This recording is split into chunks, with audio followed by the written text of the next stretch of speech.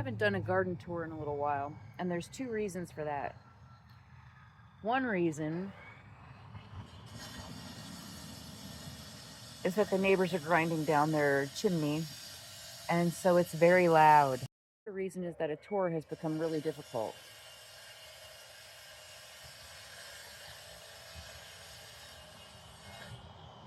And I'll just give you the full view.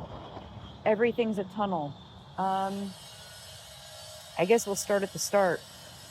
This is the only area in the garden where there's still paths. There's two paths. This was the lettuce and herbs. There's still some parsley and stuff coming up. And then we've got, sunflowers just took over this year. They're everywhere. There's some wild strawberries in there that did pretty good. That's a tromboncino, and it goes up these sunflowers over onto that apple tree. That is an apple tree, and from there it goes up and over the cattle pen. We'll get to that. This is my Gravenstein. The Gravenstein did good this year. It had one apple on it, which got just about all the way ripe before the earwigs discovered it and drilled a little hole in it, and I had to pick it. But this tree did good, really good. I even put a graft on it. I've got some Wolf River grafted onto it here. Those are massive apples, so we'll see how that does. And then the other part of the path, let's go back.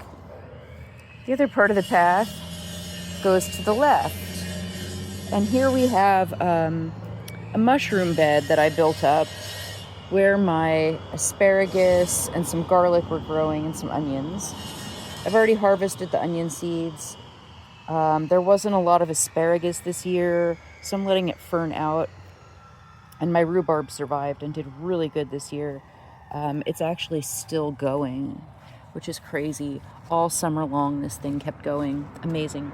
And there's a pumpkin intruding from that other bed over there. That's pumpkin. I only got a few mushrooms out of this, which was surprising. And then over here, it leads to the pawpaw patch. There's 1, 2, 3 pawpaw trees, some more asparagus coming up. And there was a lot of the Italian oyster mushrooms and a few wine caps in here. I think this fall, once it starts to rain, they will come back.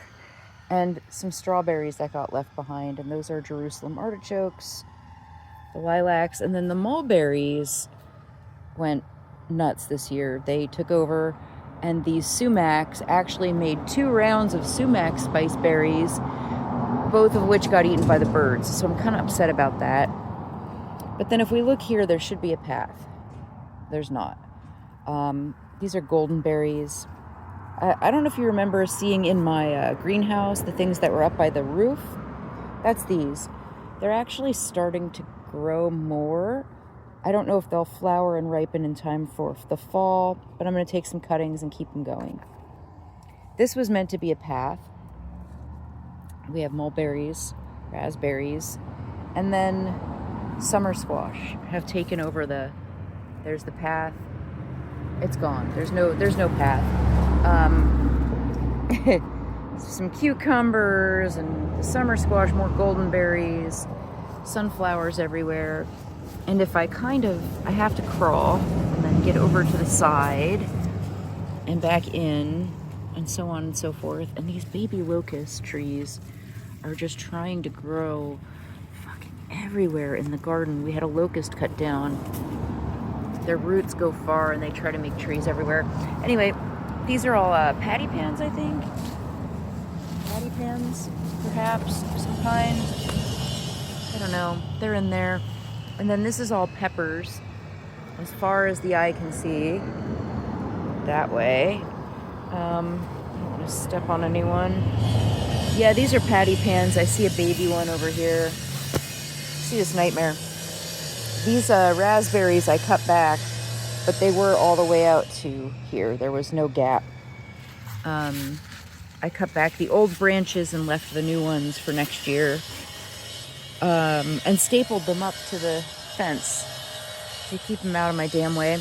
This is the pepper patch. Oh, we have a friend. Hello, friend. Ah, they're getting big. Look at how gorgeous. I love seeing them in here. The peppers are doing pretty good. Not a lot of ripe ones, but plenty of green ones, and I'm stringing them up, so we'll have plenty. This is all tomatillo and patty pans. Here, see that? It's a patty pan. Right here is my Brayburn and Granny Smith grafted apple. It's got about 4 apples hanging. They're not ready yet. And then if I step over again, I almost fall over climbing around out here. This is tomatillos on my right. And some kind of pumpkin thing going on here. Oh, it's one of these. Whatever this is. Butternut, maybe? I don't know. It's got a few babies. And it goes up there. We'll get to that. This was a path. But now it's full of nasturtiums and tromponcino and a crookneck. And over there you can kind of see I have some ground cherries underneath this massive sunflower. There's that apple tree. We're coming back through now. Here's the grapevines. They actually made grapes this year that were good. See how loud that is? Look, a belted bumblebee. I love them. Grapevine took over, as usual. This is sorghum. It's in the milk stage right now. It's not ready. These are mashed potato squashes, if I can find one. They're delicious. And then, so that path is gone. Oh, it is a pumpkin. So that path is gone along the outside of this that I'm about to walk down, which was a very wide path, actually, with cardboard. We have tomatoes and cucumbers on our left. There's a cuke and a bunch of tomatoes ripening. And on our right, all the squashes are, the winter squashes are climbing. This ripe tromponcino is 4.5 feet tall. This unripe one is even taller. It's not even ripe yet. And there's a pumpkin there. And then under here's a little curry squash. I think there's another one of those around here. Beans. The tomato cage continues. There's more beans. There's an okra struggling. Candy roaster. I wonder if that got pollinated. And then, as you can see, this goes up, up, up, up, up, all the way on all 4 of these things, all the way over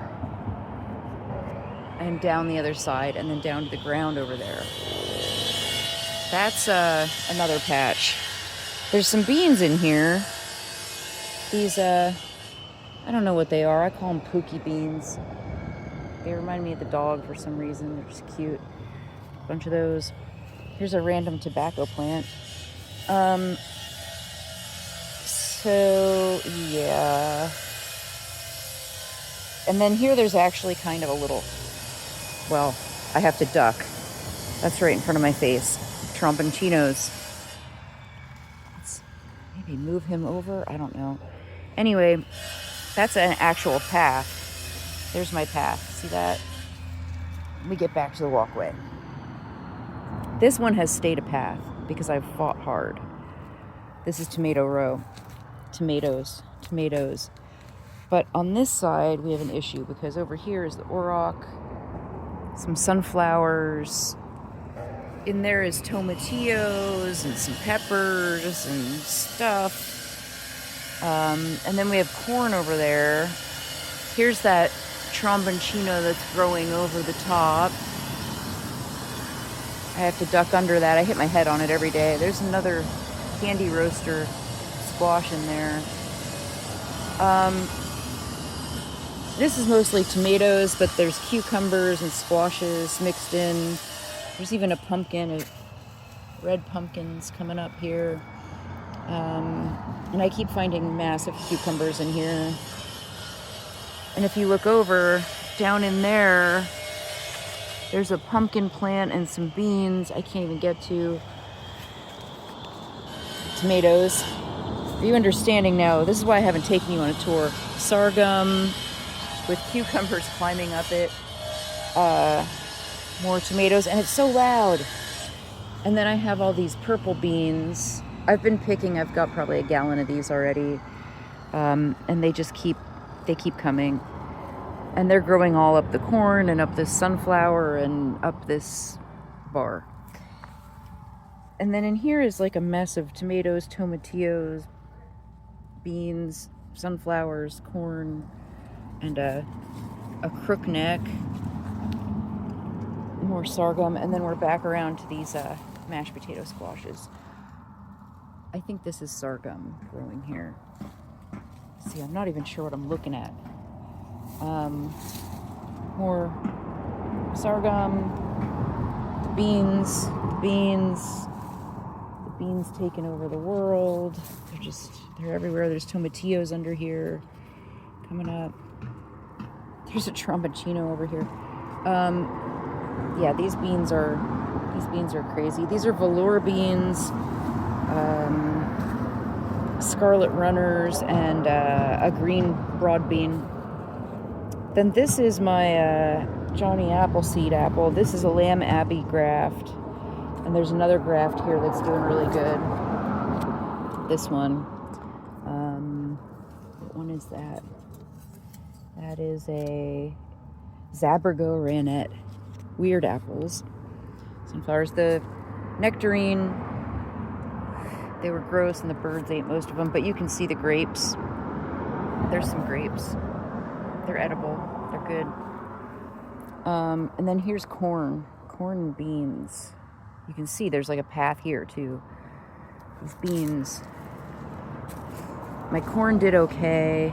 I got a couple popcorns, a couple sweet eaten corns, and they all look like eyeballs. They're like, all of them, the red and the white are white kernels with purple spots, like eyeballs. This short corn did nothing. I'm not planting it again. None of that's gonna come back. This is my winter banana apple. It's struggling a little because it's hot and dry. This is a black Oxford graft, and that's a Clark's crab graft. It'll live. It'll be fine. Here's the plum tree. Last year it overproduced a lot of plums. This year there's a handful on the entire tree, and you really got to look for them. And the birds have been pecking them too. More corn. This is peppers, purslane, tomatillos, eggplants in here. More tomatillos and eggplants. My God, radishes, just all kinds of shit. And then you get to the other side of the garden. Oh God, what's happening over here? Well, that's a melon patch. Let's go to that. This is a melon patch. It goes all the way back in there. That's all the tobacco there. There's an auroch coming up in here. I don't know why. But the melon patch didn't produce until recently, so we've got a few handfuls of, these are the Minnesota midget. There's Blacktail Mountain in there, and I think a Charleston gray. I don't see right now, but I know it's out here. Oh, and growing into it are the figs. Everything's growing together. That's what's going on this year. Everything's taking over each other. I also have some sweet potatoes and potatoes. More cantaloupe. I did some flowers. These were nice. The bee balm monarda. I tried to save some seed from these and spread some seed around. This is a cucumber. Maybe there's a cucumber on it. Let's look.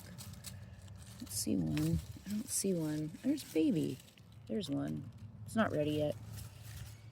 And as you can see, there's a pepper growing out of that for some reason. And it's making these awesome big ass dark, I think a ancho. Blano, I don't remember. Oh my god, there's a huge one. Let's pick that. Haha. More sweet potatoes, the tobacco.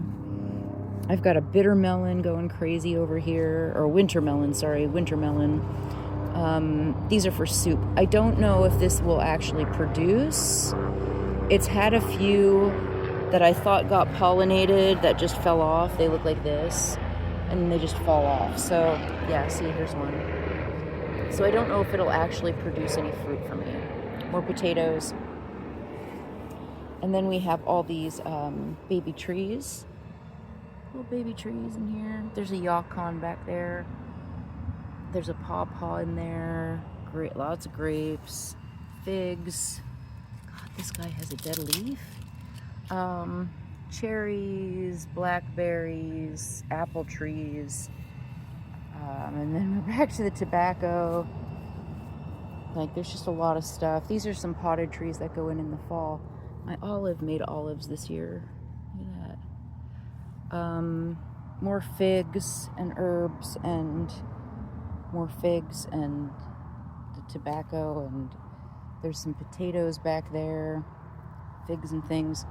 But back there is potatoes, fennel, lettuce, oregano, and sage, and then the tobacco. Here's the fennel going to seed. I will be collecting seed from this year. Oh God, my enemy right there. See him? Get out of here. Anyway, so yeah, I'm letting the fennel go to seed. I'm gonna collect as much of that seed as I can. I believe this is celeriac, so I'll be collecting seed from that too. And then there's the mess, a little compost bin and a bunch of junk. More baby trees. Bergmansia is doing good. The gooseberries climbed high. More potatoes. That back there is a mushroom patch for wine caps. I have gotten a good amount this year. And then with my mess here, we've come back all the way around to the porch area. We're painting the porch, so all of this stuff has been pulled down, but you know, that's the garden tour. The area that was the melon patch last year, back by the shed, is empty this year. I'm trying to kill the bindweed in it, but you can see my trees here, my potted trees, my avocados, and I have a few sapodillas. There's a lemon tree and a lime tree in here, and satsumas. This is a cherry. All of these are doing good. We'll walk back over here. Oh, the sugar cane too. The sugar cane's alive at least. But this was the area. Last year, this was the melon patch right here. This year, I really, really layered in stuff to try to kill the bindweed. The only thing alive back here is that cactus. So I'm going to try to build a raised bed. I've got this and a whole lot of wood, and I'm going to try to build a cold frame and put it right there next to the shed so it can benefit from the heat of the shed over the winter. Maybe I can have like lettuce and stuff over winter time. I'll cover that project as I do it. I've already built some of these little walls to be the raised bed portion. So I just have to build like the slant part for the glass to be hinged to, and figure out how to protect it from wind and stuff. And I've already got tobacco. Like, I've got a whole box curing to color, and then I've got another box drying, and then I've got the stuff that I'm hanging. So yeah, it's an impossible thing to like walk around in. Like, I can't film myself in that as you saw, without being really confusing. But you know, I did a lot of work. I started things since January, planted things. I've been harvesting, a basket full. I don't know where my basket is, but I've been harvesting at least a basket full of food every day, plus the tobacco. And it's enough. I'm not going to weed. I water every couple days, maybe. It's very dry out, but all this stuff just, it's so loud here. All this stuff just shades the soil enough that it only needs to be watered enough to soak down, and then I can ignore it. I fertilized once or twice at the start of the year, and that's it.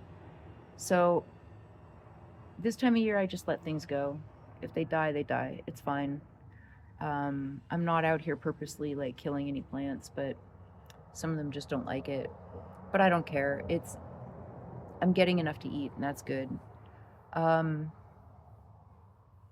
there's only 2 times a year when there's like a lull like this, and it's August, September.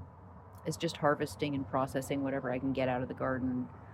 And then after our first freeze, like November, there's a whole month from mid-November to mid-December when I do absolutely nothing. Like October, I'll be planting garlic, throwing out my seeds that need to be stratified, like my flowers and crap out front. But November, I don't do anything. And then on solstice, I'll put out, some containers with seeds because I'm always hoping that winter sowing will work for me. But other than that, I don't do anything. I start up again in January. I keep the greenhouse just above frost for the figs and the avocados and the olives.